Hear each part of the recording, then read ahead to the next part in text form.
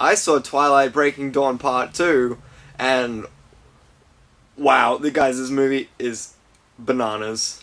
Maybe like next level bananas. This is a crazy, crazy movie. The first shot of the actual movie is Bella's eye turning red after it's injected with blood. She's a vampire now, and they make a big point throughout the movie that vampires don't have blood. But apparently their eyes turn red because of blood. So then Edward walks into the room where Bella is, and she hugs him real tight, like, oh! And he's like, you're so strong, like, okay. And then he says, it's your turn not to break me. I don't like that when people say it's your turn to not do something, because that's pretty much saying it's your turn to be passive now. Then they just rub each other's clothes for about 30-40 seconds. And then, like, on cue, Edward goes, you need to be able to control your thirst. And she's suddenly goes, oh, that's right, I'm thirsty for blood. And so they go out hunting, they're running speedily CGI through the forest. And then Edward's like, hey, look at that thing. Hunt it slowly after we've just run at 200 miles an hour, stalk behind it. Then Bella, like, ear twitches and she sees, in the future, in the distance, there's a hiker, like, climbing up a vertical cliff that's like 300 meters with no ropes. He's just got like chalk on his hands, like, this is safe for me to do.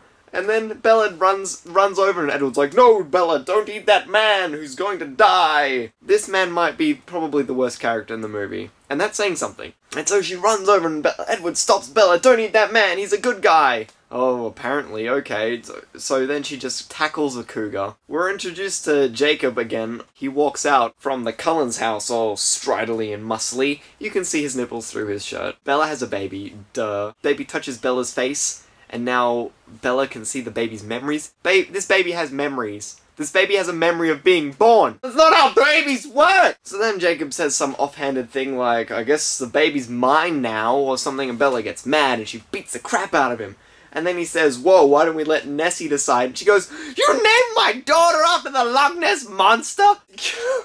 That's a line in this movie. That's a line that Kristen Stewart had to memorize and say. Then a wolf comes in. It's like wolf size, regular wolf size. But then you see a wolf again, maybe 10 minutes later, and the wolf is like up to everyone's shoulders. The wolves just change size. They're not only transforming wolves, but they're like mega transforming wolves. Like, I can turn into a mouse.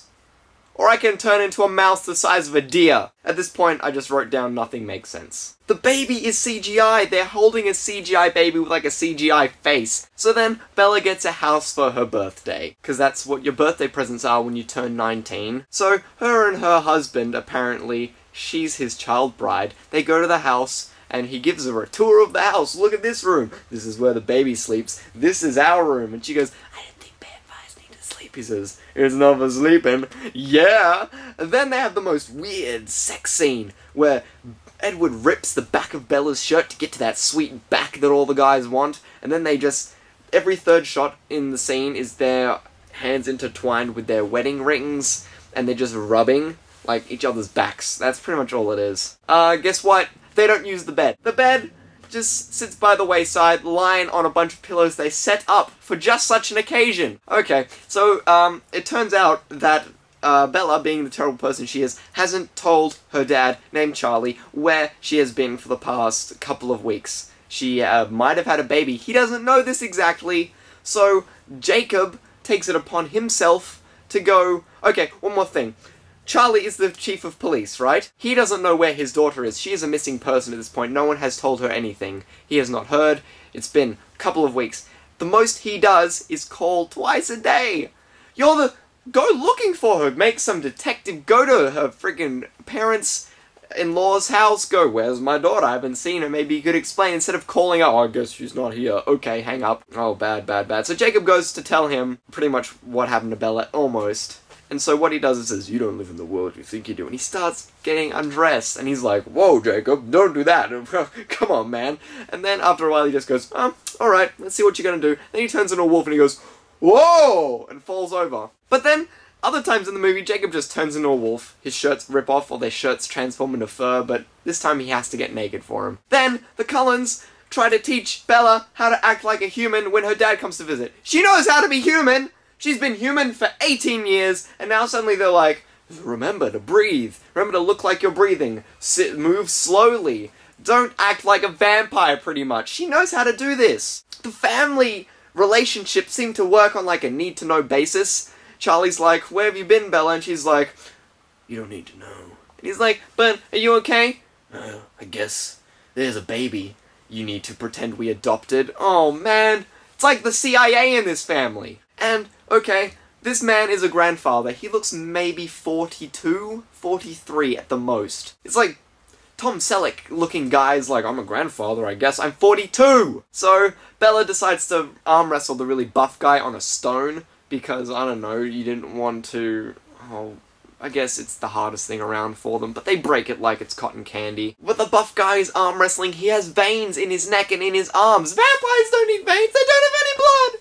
Will these veins just shrivel up and not be able to bulge and flex because there's nothing pumping through them? There's a flying baby in this movie. A child, maybe 2 years old, flies! It just goes, I want to catch a snowflake!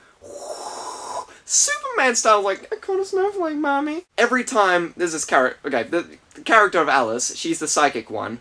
Every time she has a vision, she's holding like a plate or a vase, and she drops it. She goes, and drops, boo, smash! Don't let her carry things, guys! Apparently vampires can die from decapitation. That's a thing we see in this coolest scene of the movie, where a baby gets thrown into fire. Dakota Fanning rips off a baby's head, throws it in fire after it murders like a whole bunch of people. While we're talking about Dakota Fanning, she has no lines in the movie. She has one word. She says, pain, underneath her breath, and someone squirms around. That's all she says in this movie. The rest of her is just going...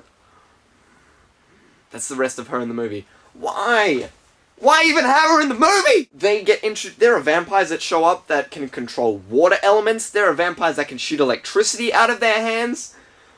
I didn't realize vampires were also the X-Men. The Cullens drive around their car that doesn't have a license plate on them. Oh, that's nitpicking. So the whole Cullens thing is like, we don't live near the city, so we don't get tempted to eat people. But then, every other vampire appears to live in a city. Every other vampire is like, oh, I'm just gonna live in the most populated city. I'm just gonna live in Karachi or something. It's a populous city. There are lots of people that live in Karachi. We're gonna live in the middle of Karachi. So then we meet this total douche vampire who's just like walking around. There's this guy holding a guitar case, swinging around, singing, there is a house in New Orleans. And he goes over, beats him up, and goes, I hated the first British invasion. And then, like, kicks him again, and he's like, back breaks. But he's supposed to be a good guy. They say, come fight for us, Alistair or something. And he goes, alright, I'll help your good cause right after I eat this human. So then there's a battle. All the vampires and like some wolves are like, we're gonna battle these guys over here. But they stand really far away. Oh boy! And they whisper, like, they're like, you can't do this, Arrow. He's like, I'm the Voltaries, I can do what I like. Bring me the baby child. And they're like, oh, we can hear him, I guess, with our super vampire ears. No one wears battle clothes to what is supposed to be the battle. Like, everyone knows they're gonna fight at some point. They're gonna vampire decapitate. But no, let's just wear our friggin' Abercrombie and Fitches. And our flowing robes that are not meant for combat, but we'll wear them to the melee. So, the Volturi are apparently Italian, and sometimes they say things in Italian like, bene. But then, when they're speaking to everyone else, they have English accents. They show close-ups of vampires. Don't do that when you, like, foundation their face. You can see foundation. It's so foundation-y. It's like in their hair sometimes. Don't use HD cameras. A lot of women get punched in this movie. This is crazy! Listen to the words I'm saying, and think of this as a movie. Someone's head gets roundhouse kicked. Yeah. Alright, that was just a cool point. There's a Wilhelm scream in this movie. The ah! That happens. There's literally a dramatic moment where it zooms in close on Edward's face and it goes dum dum dum! Literally this happens! So the elemental controlling vampire earth bends, whoosh, whoosh style, creates a crack in the earth, maybe 200 meters? You can see lava. People start falling into lava. And then, after about 30 people have been decapitated, like, viciously, guess what? Turns out it was all a vision that someone was projecting to the head vampire man, who's like, oh, I guess that sounds bad, because I die at the end of it. I won't do this then. Major cop-out! Major cop-out! Nobody dies at the end! It's like, let's have everyone you've all cared about live at the end of the movie so no conflict happened at all! And guess how they get out of it? Guess how they get out of killing the baby vampire? Because baby vampires aren't born. Guess how they get out of it? They say this thing. oh, this man here is half mortal. You cannot be half mortal! Listen, mortality is definite. It's not, there's no grey area in the middle. You either live forever or you don't. You can't half live forever. You're still mortal if you live for a long time. That's not, you guys explain it, I'm so mad!